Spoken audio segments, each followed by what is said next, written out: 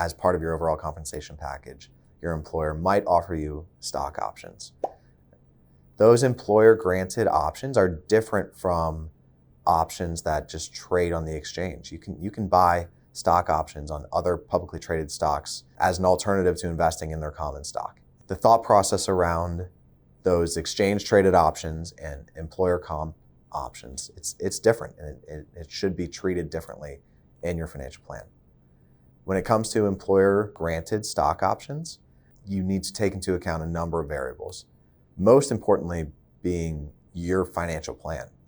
If you are already exposed to your employer's financial well-being, because not only do you have these stock options and maybe you have some other shares, maybe you hold some in your 401k, but also you get your paycheck from your employer, you don't want to be too overexposed to any single stock risk. And so when you take into account your overall exposure to that stock in particular, and your own tax situation and your cash flow needs, you also need to determine when is the right time to exercise that option, to realize that cash as part of your compensation before expiration.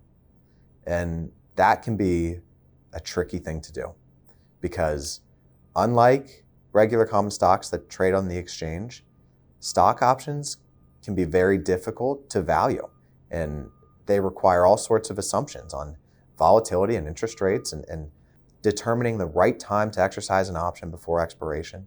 Really, it's helpful to work with a professional, with people that do this for a living, because there are Nobel Prize winning formulas and different thought processes on when to exercise an option.